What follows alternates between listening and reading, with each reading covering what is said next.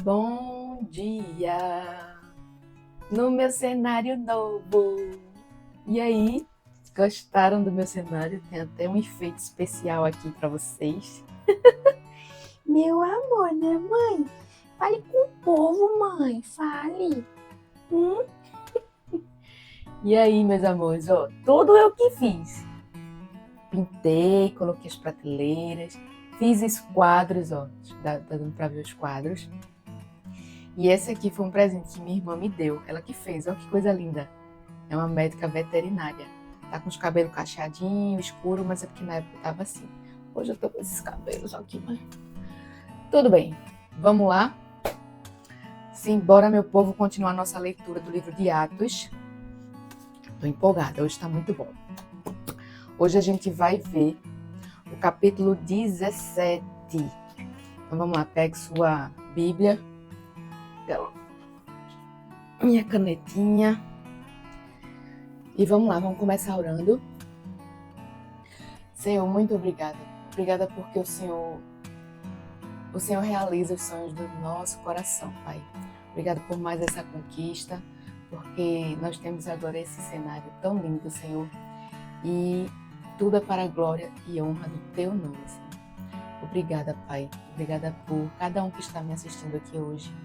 E obrigada pela Tua palavra, Senhor. Tua palavra que é viva, que é eficaz, que ela consegue, Pai, penetrar até juntas e medulas, Senhor. Ela consegue discernir os nossos corações, ela consegue transformar a nossa maneira de pensar, Senhor. Obrigada porque a Tua palavra é perfeita e ela jamais voltará para Ti vazia, Senhor. Antes ela produzirá frutos, Pai, frutos, e ela será como uma bênção, Senhor, na nossa vida. Muito obrigada por isso. Que o Teu Espírito Santo, Teu amado Espírito Santo que habita em nós, venha nos trazer todas as revelações necessárias para essa leitura hoje, Pai. Prepare os nossos corações como solo fértil, Senhor. E que o Teu nome, Senhor, ele seja glorificado nas nossas vidas, Senhor. Que eu diminua, Pai, para que o Senhor cresça sempre, Pai. Em nome de Jesus. Amém. Vamos lá. Paulo e Silas em Tessalônica. Então vamos lá, a gente viu no capítulo passado que eles estavam presos, né? Paulo e Silas foram presos e tal, mas aí o Senhor, enquanto eles louvavam, né, e adoravam o Senhor, os libertou. E foi aquela coisa maravilhosa. E aí eles foram libertos, né?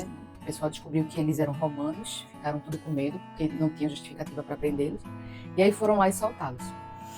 E aí eles foram para Tessalônica. E aí, gente, a gente vai ver, ó, a gente já viu ele em Filipos, que aí é onde a gente vai ver as cartas de Paulo aos filipenses, perdão. A gente vê eles indo para os Efésios, né? Então aí você vai ver depois a carta de Paulo aos Efésios. E agora em Tessalônica, a gente vê também as cartas de Paulo aos Tessalonicenses. Então aqui você vai vendo toda a trajetória de Paulo, que depois você vai compreender, né, nas cartas que ele escreveu para a igreja que foram criadas por ele, né, que foram instituídas por ele naquelas regiões. Então eles foram hoje para Tessalônicas. Capítulo 17, versículo 1. Tendo passado por Anfípolis e Apolônia, Paulo e Silas chegaram a Tessalônica, onde havia uma sinagoga dos judeus. Paulo, segundo seu costume, foi procurá-los e por 3 sábados discutiu com eles a respeito das Escrituras.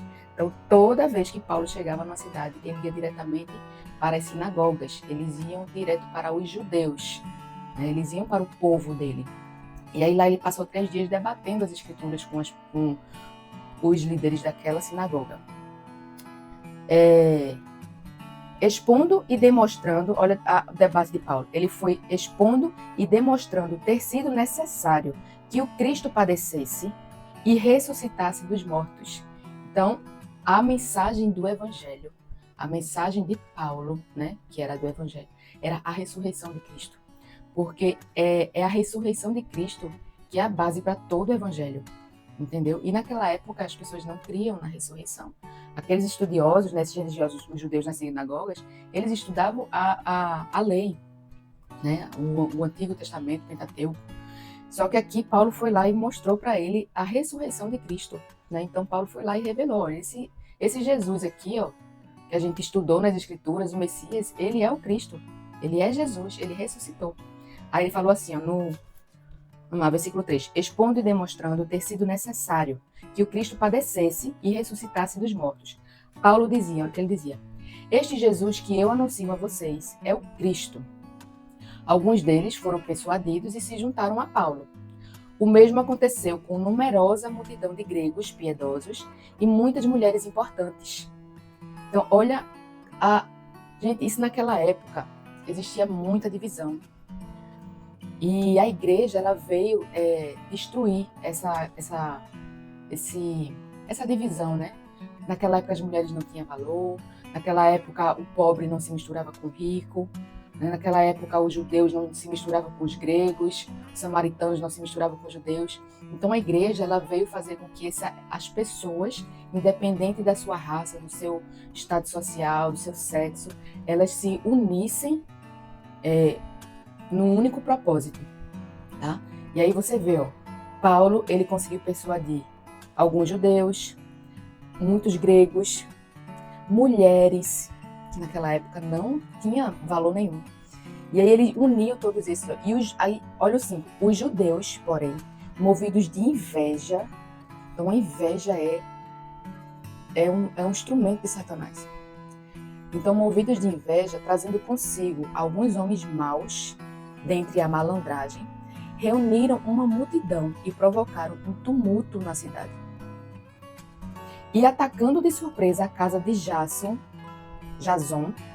procuravam trazer Paulo e Silas para o meio do povo.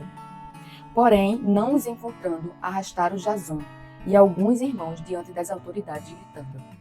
Então veja só, não foram os gentios, não foram os gregos, né, que perseguiram, que tentaram parar a palavra, né, Paulo e Silas, foram os próprios judeus. Não é? E aí eles pegaram Jason, levaram para as autoridades e falaram assim: estes que promovem tumulto em todo o mundo chegaram também aqui, e Jason os hospedou na casa deles.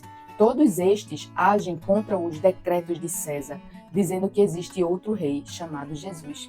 Naquela época, o César ele era considerado um deus.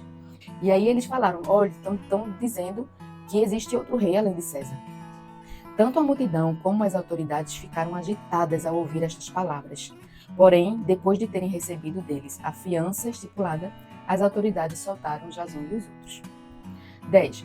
E logo, durante a noite, os irmãos enviaram Paulo e Silas para Bereia. Ali chegados, dirigiram-se às sinagogas dos judeus. Como sempre, eles iam para as sinagogas, né? Ora, estes de Bereia eram mais nobres dos que os de Tessalônicas, pois receberam a palavra com toda a avidez. Agora, olha o detalhe. Examinando as escrituras todos os dias para ver se as coisas de fato eram assim. Gente, a gente tem o costume, né? Hoje as pessoas têm o costume de falar assim: nós precisamos ser crentes de Bereia. A gente tem um ditado assim: seja um crente Bereia. Porque ele fala que os crentes ali, os irmãos lá de Bereia, eles eram nobres. Por quê? Porque eles tinham o costume de examinar as escrituras. Por exemplo, Paulo e Silas começaram a falar lá, mas eles não acreditavam no que Paulo estava falando sem antes examinar as escrituras para ver se estava de acordo com a palavra. Então hoje a gente não pode simplesmente ouvir uma pessoa falando de Jesus, falando da palavra e simplesmente acreditar em todas as palavras que ele está falando. Nós precisamos examinar aquilo que ele está falando nas escrituras. Jesus ele já nos disse: meu povo perece por falta de conhecimento da palavra de Deus. Então por que existem tantos pastores lobos aí, né?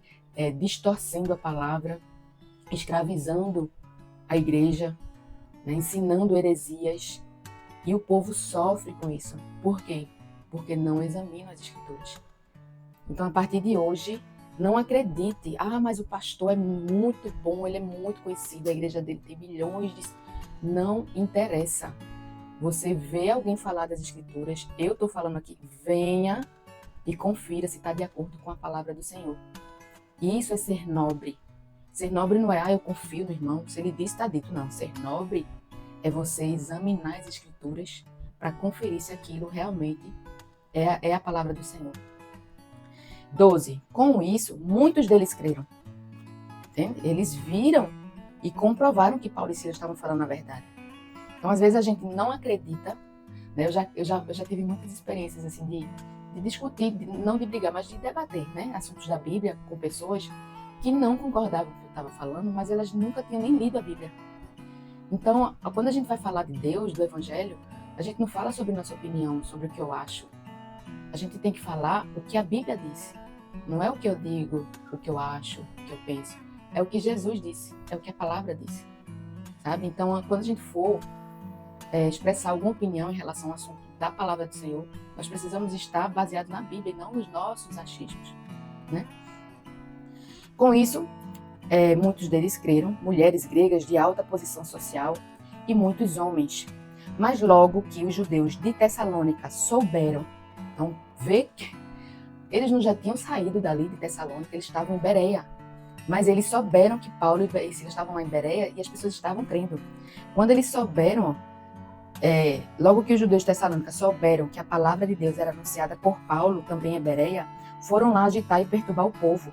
Então os irmãos fizeram com que Paulo fosse imediatamente para os lados do mar. Porém, Silas e Timóteo continuaram em Bereia.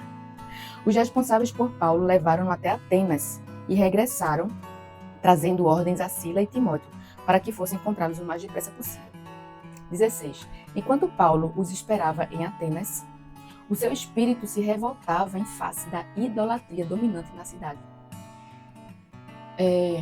Hoje em dia, nós estamos tão omissos, sabe? Porque a gente não se importa mais com a nossa cidade. Veja Paulo aqui, ó.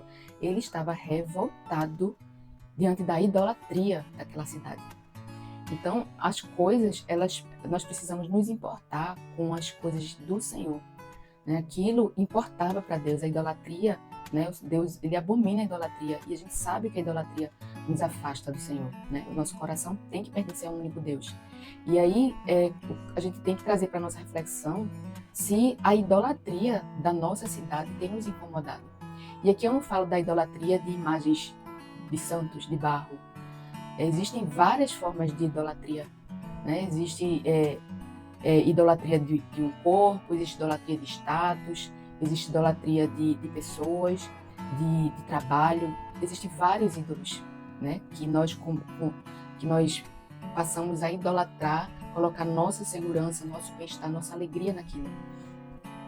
E isso precisa nos incomodar, para que a gente passe a orar por isso, para que a gente passe a falar, né, a esclarecer a algumas pessoas.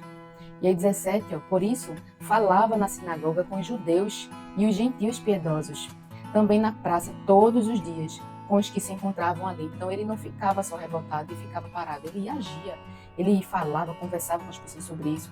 Como é que a gente pode fazer? Vamos falar a verdade, vamos abrir os olhos das pessoas, né? 18. E alguns dos filósofos epicureus e estoicos discutiam com ele. Então veja, Paulo ele era preparado. Ele estava discutindo com os filósofos. Então, Deus ele quer que a gente ore sim, que a gente leia a palavra sim, mas a gente precisa se preparar. Será que a gente tem se capacitado para entrar nesse campo? Né? Porque a gente às vezes se acomoda e acha que a gente só precisa orar. Não, nós precisamos do conhecimento. Né? Nós precisamos do conhecimento, saber com quem nós estamos falando, ter outros tipos de conhecimentos, de filosofias, de outras religiões. Nós precisamos ter uma cultura, né, rica em conhecimento para a gente saber debater naquela ocasião. Então veja, alguns dos filósofos epicureus e estoicos discutiam com ele, havendo quem perguntasse: "Que quer dizer esse tagarela?" Outros diziam: "Parece pregador de deuses estranhos." Diziam isso porque Paulo pregava Jesus e a ressurreição. Então, tomando-o consigo, levaram-no no aerópago, que é tipo um tribunal, dizendo: "Podemos saber que nova doutrina é essa que você ensina? Pois você nos traz aos ouvidos coisas estranhas e queremos saber o que vem a ser isso." E aí Paulo, ele aproveita que eles disseram, eles pediram para Paulo falar. E Paulo disse: "É agora." Só que veja a inteligência de Paulo. Né? Isso aqui é um ensinamento rico para a gente que para a gente saber como falar do evangelho para cada pessoa que Deus coloca na nossa vida. Né? 21. Acontece que todos os de Atenas e os estrangeiros residentes não se ocupavam com outra coisa senão dizer ou ouvir as últimas novidades. 22. Então Paulo, levantando-se no meio daquele tribunal, disse: Senhores atenienses, percebo que em tudo vocês são bastante religiosos. Aí veja, Paulo, ele não começa criticando, ele começa elogiando, ele enaltece. Percebe que vocês são muito religiosos, né? Porque andando pela cidade e observando os objetos de culto que vocês têm, encontrei também um altar no qual aparece a seguinte inscrição: ao Deus desconhecido. Pois esse que vocês adoram sem conhecer é precisamente aquele que eu lhes anuncio. Então veja, Paulo começa elogiando, enaltecendo. Ele não começa reclamando, criticando, apontando, né? Porque isso afasta. Então você tem que conhecer o público, o alvo, você tem que entender ele. Então você tem que pegar algo para elogiar aquela pessoa, aquele grupo, né? Você tem que observar, conhecer o comportamento, a região, tudo sobre ele, porque ele diz: eu observei. Então ele viu os objetos e aí ele pegou aquele gancho que tinha lá ao Deus desconhecido. Se ele não tivesse passeado ali, observado tudo, ele ia saber disso. Entendeu? Então isso foi uma porta aberta para ele explicar e falar sobre Deus. Ele disse: pronto, esse Deus desconhecido, que aquele altar foram vocês, muito bom, muito lindo. Mas deixa eu explicar, esse Deus desconhecido, ele é o Deus que eu anuncio a vocês. Aí, ele vai começar a citar as escrituras, sem citar a palavra. Ele fala os versículos sem citar os versículos. Tipo assim, ele não vai dizer, porque no livro de Gênesis, no capítulo tal, está escrito. Porque lá no profeta, não sei o que, está escrito. Não, ele falou sem citar os versículos, porque ele estava falando para pessoas que não acreditavam na palavra. Eram filósofos, eles não criam na palavra de Deus, mas ele não deixou de falar da palavra. Olha o que ele falou: o Deus que fez o mundo e tudo o que nele existe, sendo ele Senhor do céu e da terra, não habita em santuários feitos por mãos humanas, nem é servido por mãos humanas, como se precisasse de alguma coisa, pois ele mesmo é quem a todos dá vida, respiração e tudo mais. Só que ele falou os 3 versículos da palavra de Deus, mas as pessoas não sabiam que ele estava falando da palavra, para ele não assustar. 26. De um só homem fez todas as nações para habitarem sobre a face da terra, havendo fixado os tempos previamente estabelecidos e os limites da sua habitação, para buscarem Deus, se porventura, tateando, o possam achar, ainda que não esteja longe de cada um de nós, pois nele vivemos, nos movemos e existimos, como alguns poetas de vocês disseram, porque dele também somos geração. Ele cita as escrituras sem dizer que está citando as escrituras. E ele ainda remata com um texto, com um trecho de um poema do filósofo que eles conheciam. Né? Então, às vezes a gente... Não, porque lembra aquela música de fulano de tal que fala assim, assim, assado?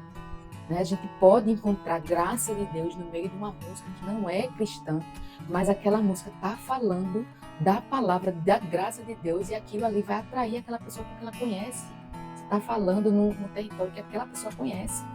E aí ele fala, como dizem alguns dos poetas de vocês, porque dele também somos geração.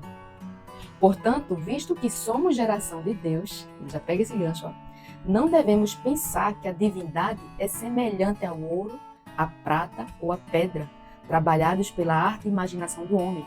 Deus não levou em conta os tempos da ignorância, porque se nós somos geração de Deus, Deus ele não está no nosso nível, a gente não tem como criar o Deus no ouro, na prata, porque nós fomos gerados dele. Entende como ele explicou?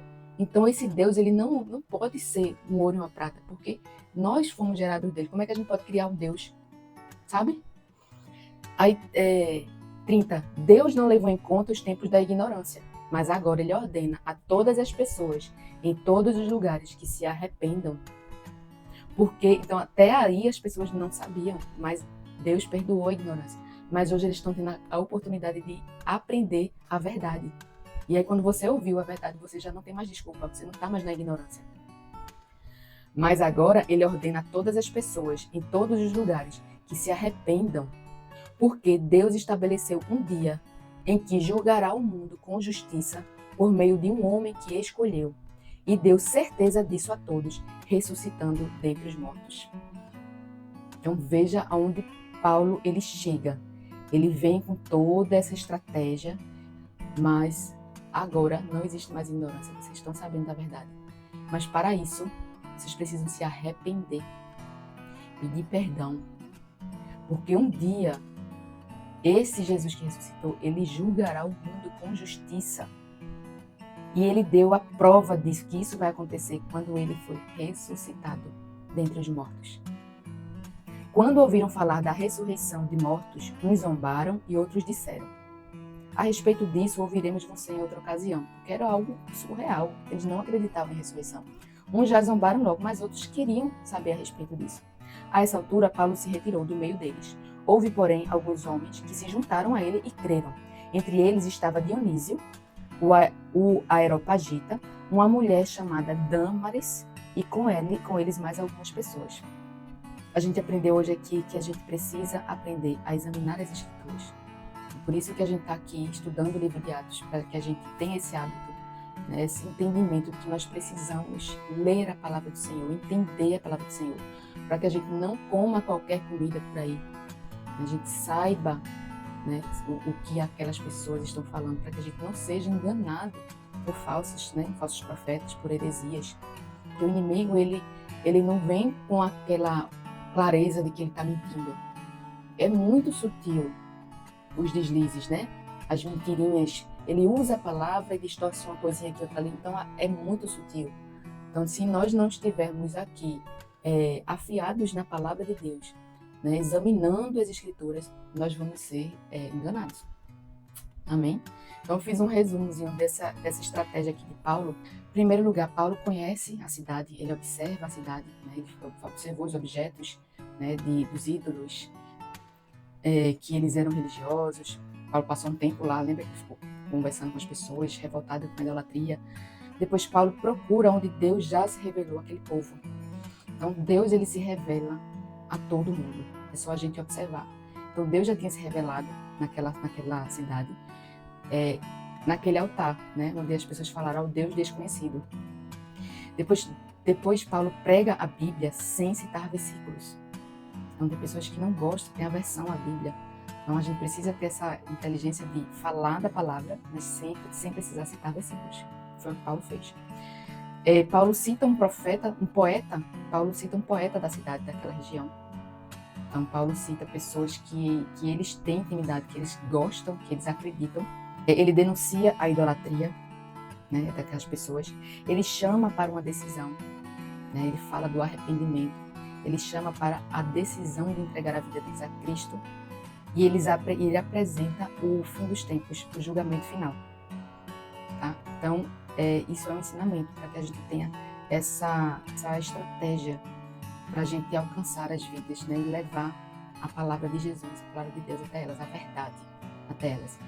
Então, que o Espírito Santo ele nos dê esse entendimento, nos capacite, porque é dele que vem a capacitação, né? É dele que vem a sabedoria, mas que nós também precisamos entender que a gente precisa buscar o conhecimento, a gente precisa fazer a nossa parte, a gente precisa estudar, ler livros, né? Entender sobre de tudo um pouco, para que a gente tenha acesso a todos os tipos de pessoas que o Senhor nos colocar, né, no nosso caminho. Amém? Então que Paulo seja o nosso exemplo aqui. Vamos terminar orando. Pai, muito obrigada. Obrigada, Senhor, porque todos os dias o Senhor nos ensina algo. Obrigada pela tua misericórdia, Senhor, pelo teu amor que nos permite participar da tua grande obra, Senhor, de salvação. Obrigada porque o Senhor nos permite, Senhor, trabalhar para ti. O Senhor não precisa de ninguém, Senhor. O Senhor não precisa de nós, o Senhor não precisa de nada. O Senhor é autossuficiente, soberano. O Senhor nos ama, Senhor, nos permite participar, Senhor, da tua obra. Isso, nós precisamos nos aperfeiçoar, nós precisamos te conhecer mais. Então, que nós possamos ter o desejo de te conhecer, de ler a tua palavra, de ter intimidade verdadeira contigo, Senhor. Porque a intimidade, Senhor, é na intimidade contigo, Pai, que nós adquirimos autoridade, que nós adquirimos a verdadeira sabedoria, que nós adquirimos, Senhor, a nova maneira de pensar que pertence a ti, Senhor. Obrigada, Senhor, por cada vida e que essa palavra venha produzir muitos frutos, Senhor, nas nossas vidas, que a partir de nós também possamos compartilhar, Senhor, né, esses frutos para mais pessoas. Em nome de Jesus é o que eu te oro, Pai. Amém. Amém, queridos. Hoje a gente vai ficar só no 17. E se você gostou, se você curtiu, né, deixa aí o seu like, compartilha, né, essa mensagem. Se você tem alguma opinião, né, diferente, algo a compartilhar, né, para o nosso enriquecimento, coloca aqui nos comentários, tá bom? E eu aguardo vocês no próximo vídeo, no capítulo 18, tá? Um beijo e até o próximo vídeo.